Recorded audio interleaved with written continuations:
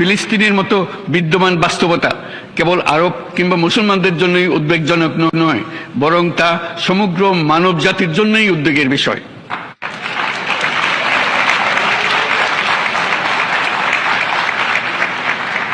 একজন মানুষ হিসেবে প্রত্যেক ফিলিস্তিনির জীবন অমূল্য।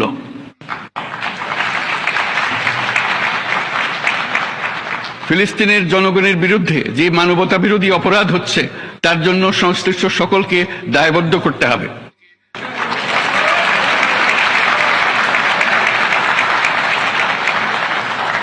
ফিলিস্তিনের জনগণের উপর চলমান নৃশংসতা, বিশেষত নারী এবং শিশুদের সাথে প্রতিনিয়ত যে নিষ্ঠুরতা বিশ্ব দেখাচ্ছে, তা থেকে নিস্তারের জন্য বাংলাদেশ অনতিবিলম্বে সম্পূর্ণ যুদ্ধবিরতির আহ্বান জানাচ্ছে।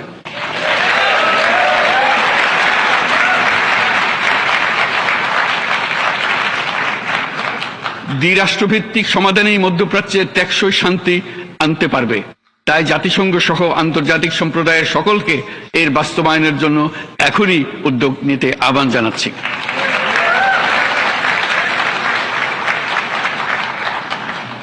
গত 2.5 বছর ধরে ইউক্রেনে চলমান যুদ্ধে বহু মানুষ প্রাণ হারিয়েছে।